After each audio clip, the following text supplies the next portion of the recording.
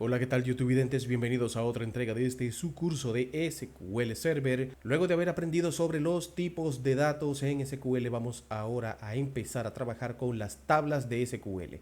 ¿Y qué es una tabla de SQL? Una tabla de SQL es un objeto de nuestra base de datos en donde se almacena lo que son los registros. ¿Y qué son los registros? Pues pura y simplemente datos que al momento de ser insertados en las tablas se les conoce como registros. Las tablas son el objeto principal de la base de datos. Prácticamente todo lo que hacemos en nuestra base de datos involucra el uso de tablas. Prácticamente todo. Por eso es el objeto principal. Entonces, una tabla de SQL está compuesta por columnas y filas. Las columnas, que son los elementos que visualizamos aquí de forma vertical, que se manejan dentro de lo que se conoce como campos de la tabla. Los campos de la tabla, que son los valores que se manejan en forma vertical, se definen por lo que se conoce como encabezado de columnas. Los encabezados de columnas, que es lo que detalla qué es lo que se está almacenando en dicha columna.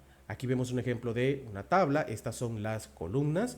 Aquí vemos la columna oficina. Todo lo que vemos hacia abajo son números de oficina. Aquí tenemos un campo que se llama ciudad y todo lo que se almacena dentro de ese campo son los valores referentes a ciudades. ¿Y cómo se relacionan los datos que están en estas columnas? Se relacionan por medio de lo que se conoce como filas. Las filas, que son estos valores definidos en forma horizontal, que son valores relacionados entre sí. Los valores en las columnas no se relacionan entre sí, son independientes uno de otro.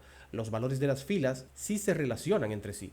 Por ejemplo, aquí en el campo oficina, el valor 11 de la fila con valor 11 está relacionado a la ciudad Valencia, que está relacionado a la región este, que está relacionado a la dirección 106, y así los demás valores. Todos los valores de una fila están relacionados. Los valores de cada columna son independientes. Sin embargo, al momento de insertar estos datos, al momento de colocar los datos dentro de una tabla, se toman en cuenta los campos, es decir, se indica qué valor se va a incluir en cada campo. Luego al final estos quedan relacionados por las filas. Entonces, cada uno de estos campos de una tabla define el tipo de dato que va a almacenar. Por ejemplo, el dato que yo voy a almacenar en mi columna oficina es diferente al tipo de dato que voy a almacenar en mi columna ciudad. Aquí yo coloco un 11 y aquí, por ejemplo, yo coloco Valencia. Aquí estoy colocando número y aquí estoy colocando lo que se conoce como string, que son valores alfabéticos. Por lo tanto, cuando yo creo una tabla, tengo que definir qué tipo de datos se puede almacenar en cada caso. Por ejemplo, aquí en oficina yo solo puedo colocar números. Si coloco algún texto o alguna letra, va a haber un error. Al igual que, por ejemplo, en ciudad, yo puedo definir que no se ingresen números o que se ingresen tanto letras como números. Al igual, por ejemplo, aquí que en objetivos yo puedo indicar que se ingresen valores. Aquí vemos que se pueden ingresar valores decimales. Recuerden que ya vimos lo que son los tipos de datos, entre otras configuraciones. Entonces, esto es lo que vamos a ver en este tema de nuestro curso. Entonces, vamos a irnos aquí a nuestro explorador de objetos. Vamos a desplegar aquí en nuestra carpeta de bases de datos. Aquí está nuestra base de datos principal, que la creamos en nuestro video de creación de bases de datos. Es aquí donde vamos a trabajar. Por eso vamos a hacer un clic derecho en el nombre de nuestra base de datos y vamos a seleccionar la opción New Query para que se nos abra nuestro editor de códigos. Entonces aquí lo primero que vamos a hacer es crear nuestra primera tabla. Vamos a crear una tabla que debe quedar almacenada aquí en esta carpeta aquí que dice Tables. ¿Cómo yo creo una tabla en SQL Server? Pues simplemente coloco la instrucción Create Table, espacio, y ahora voy a colocar el nombre de mi tabla. Esta primera tabla que vamos a crear la vamos a llamar empleados. Por cuestión de estética vamos a colocar la E mayúscula. Esto no es un requerimiento, pueden colocar la minúscula, pero por, como les digo, más bien buenas prácticas, lo más correcto es colocar el nombre de nuestros objetos con la primera letra mayúscula. Luego de que yo coloco Create Table empleados, voy ahora a abrir un paréntesis. Y aquí vamos a hacer lo siguiente, le vamos a dar a Enter y ahora voy a crear el primer campo de mi tabla. ¿Cuál va a ser ese campo?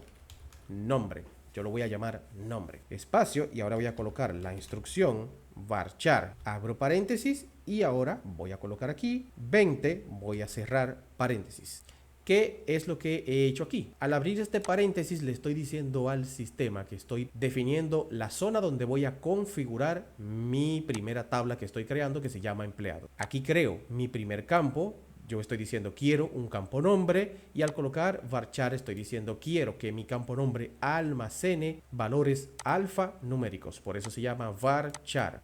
Es algo así como caracteres variables. ¿Y qué hago con este 20 entre paréntesis? Estoy diciendo que el valor que se va a ingresar aquí no puede pasar de 20. Solamente va a permitir 20 caracteres. Por lo tanto, si yo voy a ingresar un nombre dentro de ese campo, no puede tener más de 20 caracteres porque va a exceder el límite permitido. Es muy difícil, claro está, que existan nombres de personas que sobrepasen los 20 caracteres, pero es un, vamos a llamarle un por si acaso. Luego de definir mi primer campo, aquí voy a colocar una coma, que le indica al sistema que voy a seguir configurando más campos. Aquí abajo entonces voy a colocar apellido, para que se guarde en ese campo el apellido de los empleados. Como se va a ingresar el mismo tipo de dato que en nombre, voy a colocar aquí varchar. Y como los apellidos casi siempre son más largos que los nombres, voy a ahora colocar aquí un 30 y voy a cerrar paréntesis. Solo voy a permitir 30 caracteres dentro de mi campo apellido. Coloco una coma y ahora voy a colocar edad. Aquí, como en edad lo que voy a almacenar son tipos de datos numéricos, voy a utilizar el tipo de dato int.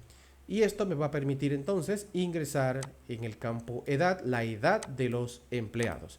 Como ya saben, int permite ingresar aquí una cantidad numérica grande para una edad. Entonces digamos que yo quisiera controlar esto, yo puedo colocar entonces también numeric, abro paréntesis y aquí coloco un 2. ¿Qué estoy haciendo aquí? Estoy diciendo que en mi campo edad quiero que se coloque la edad de los empleados, pero que no pase de 2 dígitos. Es decir, no existe una persona, a excepción de ciertos casos en el mundo, que tenga una edad de 3 dígitos. Pero tratándose de empleados es ya un 100% seguro de que no exista. Entonces aquí solamente se podría permitir un valor entero de 2 dígitos. Si alguien intenta ingresar una edad de más de 2 dígitos, esto no va a permitir ingresar ese valor. Existen otras normas para evitar, por ejemplo, que alguien ingrese aquí un 0 o un valor negativo, pero eso lo veremos más adelante cuando estemos trabajando en el tema de los constraints, que son las reglas. Más adelante veremos eso.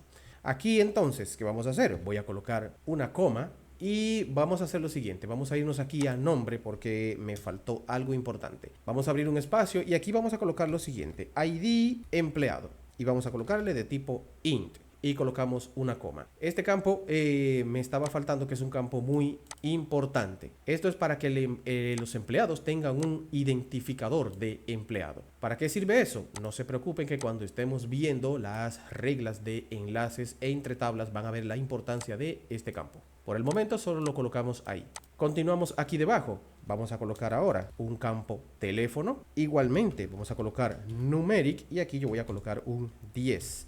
Esto significa que cuando se ingrese el teléfono de cada empleado en mi tabla, no va a permitir que se ingresen más de 10 números. Esto aquí ya es propio de cuántos números se permiten en un país definido tener en un número telefónico.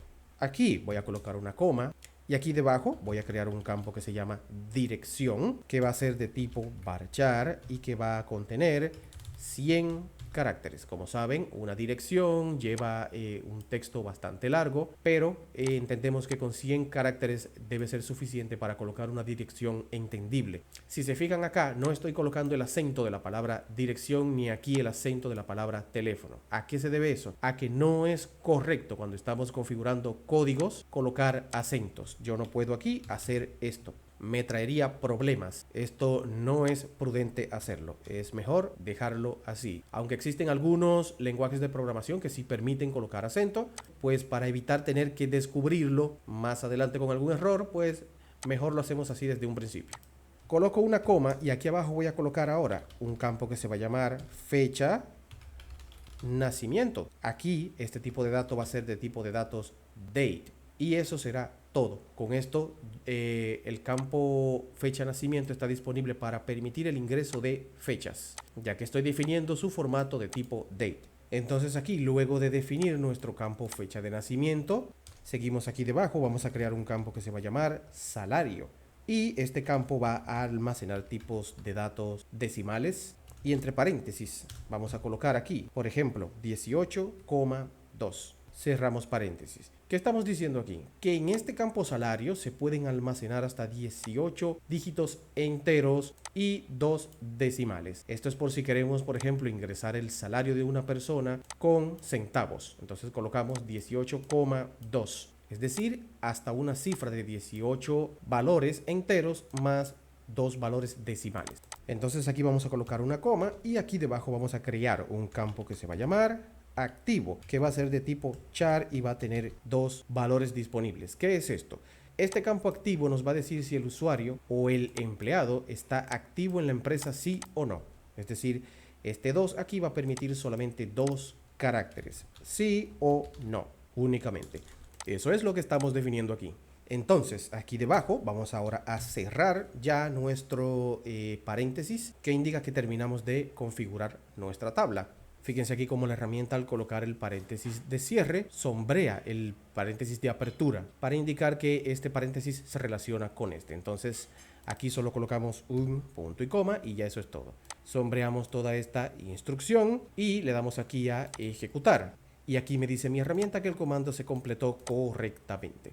Es decir, logramos crear nuestra primera tabla en nuestro sistema. Vámonos aquí ahora a nuestro explorador de objetos y en esta parte que dice principal vamos a hacer un clic derecho y le vamos a dar esta opción que dice refresh.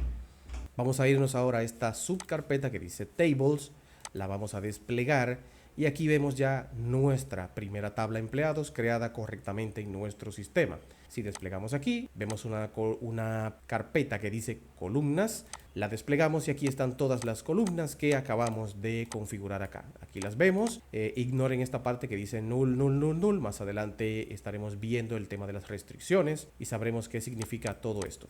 Entonces aquí tenemos una carpeta que dice keys, es donde se van a almacenar las llaves primarias y llaves forarias, que no sabemos qué es todavía. Y aquí los constraints o reglas para nuestra tabla que tampoco sabemos qué es. Por el momento solo estamos aprendiendo a crear tablas en nuestro sistema.